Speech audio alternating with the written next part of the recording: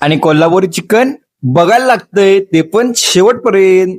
चला तर सुरुवातीपासून सुरुवात करूया. तर सर्वात आधी आपण ठेवली होती लगान, त्याच्यामध्ये टाकले होते मोहरी, जिरे आणि कढीपत्ता, तुम्ही बघू शकता. त्याच्यानंतर लगेच आपल्याला टाकायचं होतं यामध्ये थोडेसे खडे मसाले, थोडेसे वेलदोडे आणि आपण इकडे टाकला होता लसूण. आणि लसूण टाकल्यानंतर लगेच आपल्याला मिरची पण टाकायला लागणार, कारण ह्या दोघांचं कॉम्बिनेशन हे आपलं शेवट असते. त्याच्यानंतर लगेच कढीपत्ता वगैरे टाकला आणि आपण हे चालू केलं तर मिक्स कराल. तर तुम्ही बघू शकता. आणि लगांमध्ये बनवण्याचं कारण हेच की इथं आपल्याला मिळतोय फ्लेवर. त्याच्यामध्ये थोडंसं सॉल्ट टाकला, कारण गार्लिक आपलं खाली लागायला नको म्हणून.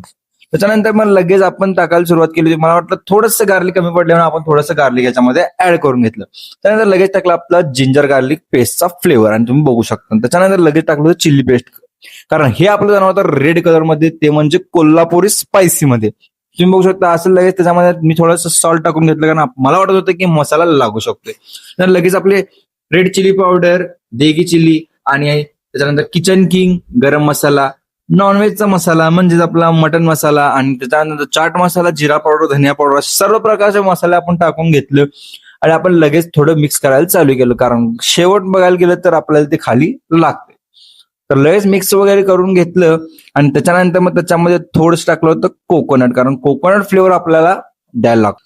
कोकोनट वगैरे टाकल्यानंतर लगेच मिक्स करून घेतला आणि मसाला हा मस्तपैकी भरून घेतला, कारण तुम्ही बघू शकता. त्याच्यानंतर लगेच आपण ह्यात ऍड केलं होतं चॉप मसाला, कारण चॉप मसाला शिवाय काही बनणं अशक्य आहे. चॉप मसाला लगेच टाकला. त्यानंतर लगेच मी थोडंसं टाकून घेतलं होतं ह्याच्यामध्ये कांदा लसूण मसाला, कारण कांदा लसूण मसाला हा फ्लेवर द्यायला लागतोय. त्यानंतर लगेच सगळं मिक्स करून घेतलं, आणि थोडं खाली लागेल म्हणून आपण थोडंसं पाणी टाकलं आणि त्याच्यामध्ये लगेच चिकन वगैरे टाकून घेतलं. तुम्ही बघू शकता. चिकन वगैरे टाकून झाल्यानंतर तुम्ही बघू शकता लगेच उकळायला वगैरे लागलं, आणि this is call chef Kulkarni special.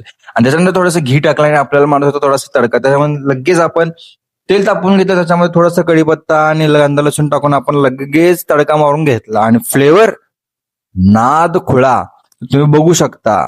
आणि असंच भेटूया पुढच्या व्लॉग मध्ये. लाईक मात्र करून घ्या, शेअर मात्र करा आणि फॉलो करून घ्या.